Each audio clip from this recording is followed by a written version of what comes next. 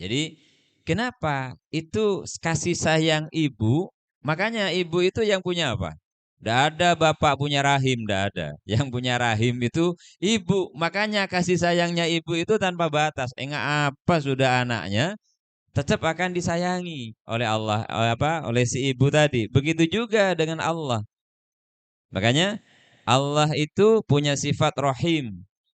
Seorang ibu dikasih organ oleh Allah Ta'ala, tempatnya janin, yang Allah Ta'ala kemudian menyatakan wahadal baladil amin, di situ adalah rahimnya para ibu. Makanya aneh kalau kemudian ada seorang ibu yang tidak tulus benar menyayangi anaknya. Tapi saya yakin nggak ada itu yang begitu. Nah, jadi untuk memahami perspektif dari yang betul-betul rahim, bahwa kenapa kebaikan Allah tanpa batas? Karena dia hanya bisa memberi dan dia tidak pernah menuntut untuk balasan dari hambanya. Makanya dia murka ketika hamba itu mengatakan pada saat dia berbuat baik itu perbuatanku, pada saat berbuat jelek ini takdir Allah Ta'ala. Dia murka karena semuanya itu dari Allah Ta'ala, seperti itu. Makanya kita bagaimana menerapkan sifat-sifat Allah Subhanahu wa Ta'ala di dalam diri kita bersama. Mungkin demikian. Izin bertanya Ustadz, bagaimana membedakan antara Allah tidak meridhoi dan Allah ingin kita berusaha lebih keras? Matur nuwun Ustadz.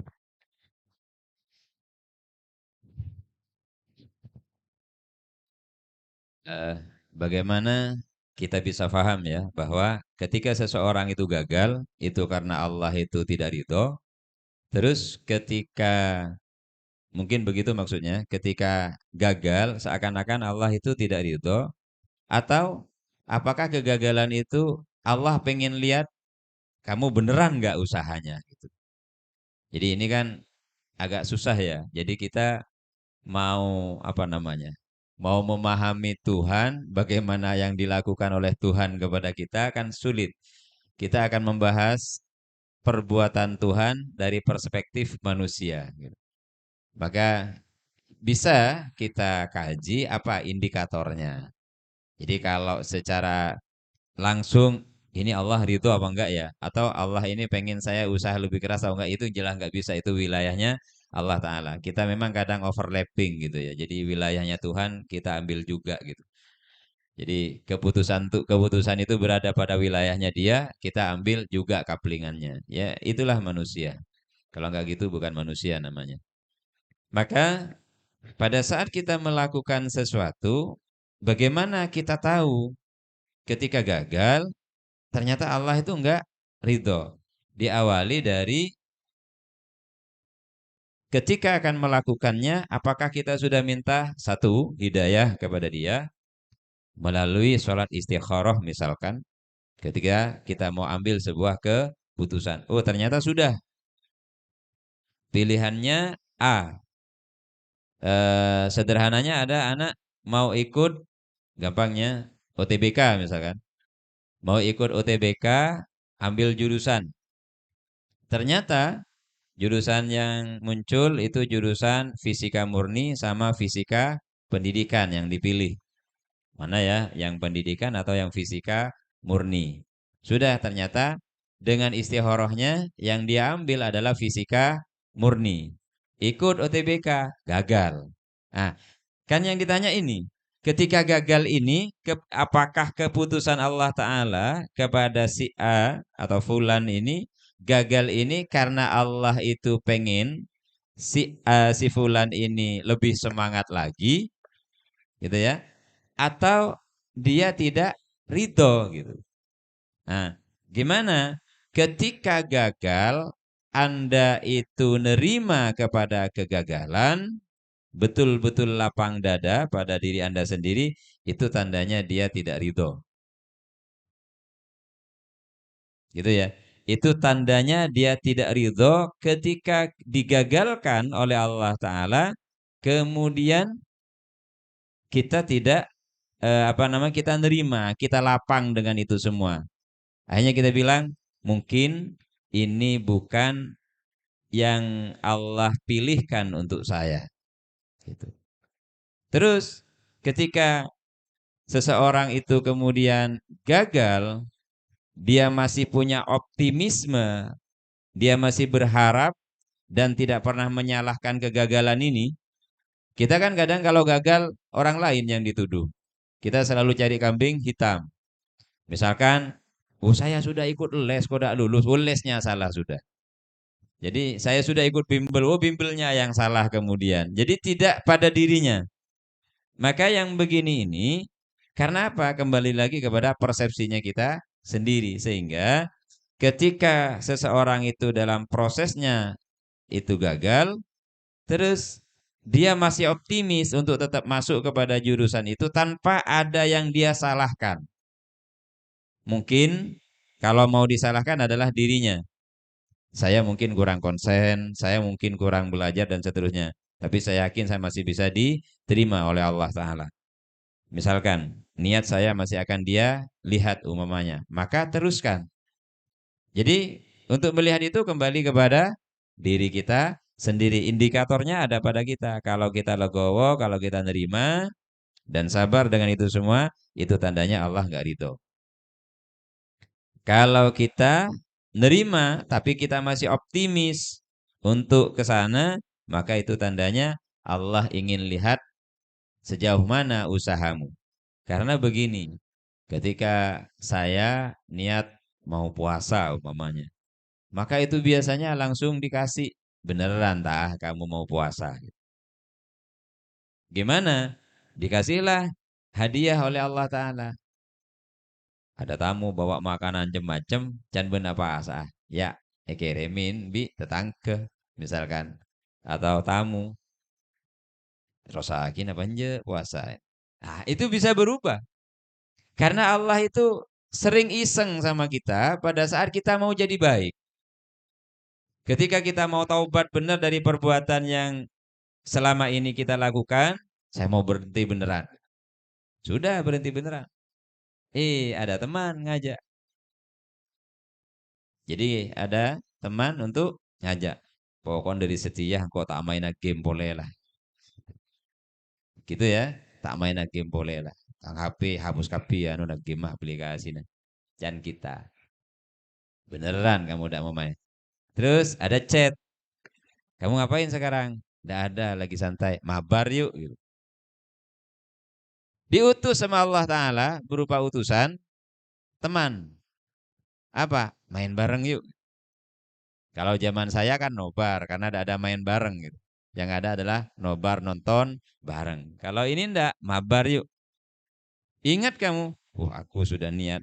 Pas bilang itu yang cerdas itu kan hanya sekali gitu. Hanya sekali nanti bisa jadi berkali-kali gitu. Makanya ketika Allah Ta'ala sudah menguji kita, loh katanya Allah nggak pernah nguji Ustaz. Iya memang, tapi kita yang diminta. Ujian itu kita yang minta. Kalau Anda tidak ingin diuji, tidak usah hidup. Kalau Anda tidak usah ikut STS, SAS, ya tak usah sekolah. Oh saya tidak ingin diuji, ya tak usah sekolah. Baru tidak akan diuji. Kenapa? Selama Anda sekolah, begitu mau naik tingkat harus diuji.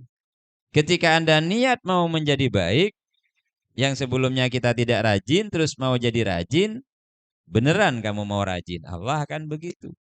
Makanya kalau yang tersiksa dengan niatnya sendiri untuk jadi baik itu, oh saya mau baca buku, katanya Ustaz kalau mau luas wawasannya harus baca buku misalkan.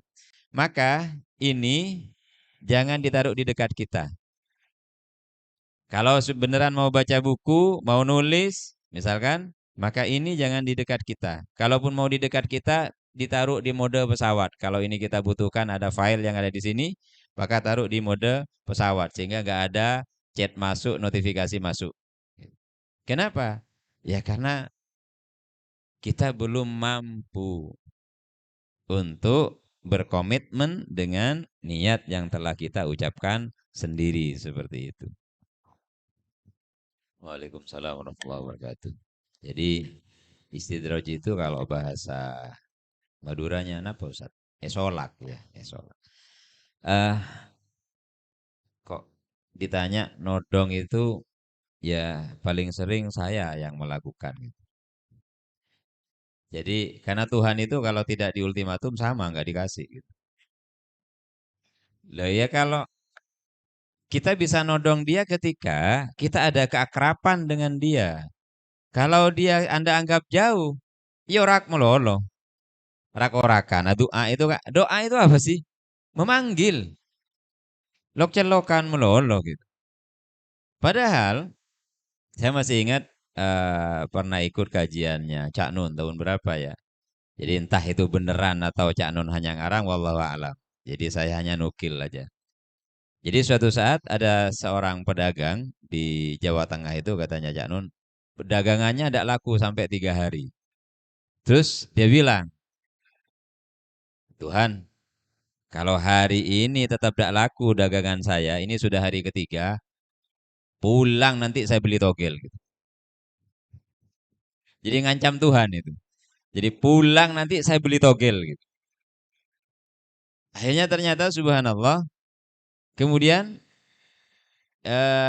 ada satu persatu orang datang untuk membeli dagangannya sampai habis.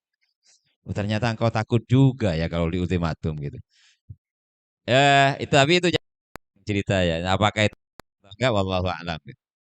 Artinya begini, kedekatan seorang hambalah dan kedekatan seorang hambalah yang membuat hamba itu berani begitu. Lah Allah itu nggak perlu ditakuti, Allah itu didekati. Nah sekarang kalau jenengan-jenengan semua sudah dekat dengan Allah dan cinta kepada Dia, kira-kira dituruti enggak? Dituruti. Makanya cinta itu katanya Mahmud Al-Ghurab yang mensyarahi kitabnya Ibnu Arabi itu kan ada 3. Ada namanya cinta biologis, ada cinta psikologis, ada cinta ilahiyah gitu. Ya kita bahas minggu depan mungkin. Ini tak marah kalau bahas ini. Bahas cinta itu ya bahas alam semesta beserta isinya gitu. Jadi bukan hanya bahas person to person kalau ini. Jadi cinta universal itu jauh lebih luas. Artinya ketika seorang hamba memiliki kedekatan dengan Allah Ta'ala, kita todong dia pun tidak ada masalah. Gitu. Tidak ada masalah sebenarnya. Nah, untuk melihat apakah yang pengkabulan dari dia itu bagian dari istidraj atau tidak, lihat efek sampingnya. Apakah itu esolak? Misalkan esolak itu artinya apa ya? Dikasih tapi tidak dengan rahmat, memberi tapi dengan marah.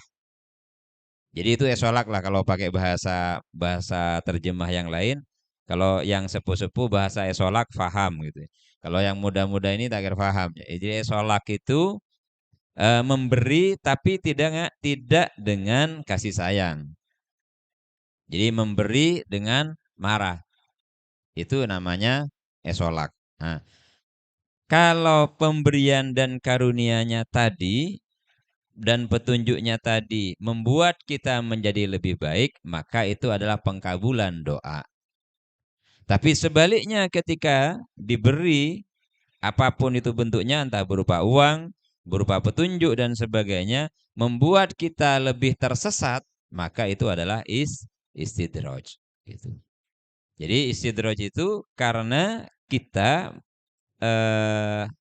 salah persepsi di dalam tauhid. Itu istidraj. Makanya yang kita terus openi itu adalah bagaimana keyakinan kita kepada Allah Subhanahu wa taala seperti itu. Sehingga kalau kita terus-menerus berusaha untuk menikmati hidup di bawah kasih sayangnya, maka kita akan jauh dari istidrajnya.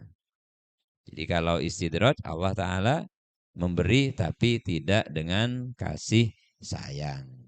Nah, bisa dilihat dari efeknya. Kalau membuat kita menjadi lebih baik, berarti itu adalah karunia. Sebaliknya, kalau membuat kita lebih jelek, berarti itu adalah istidraj seperti itu.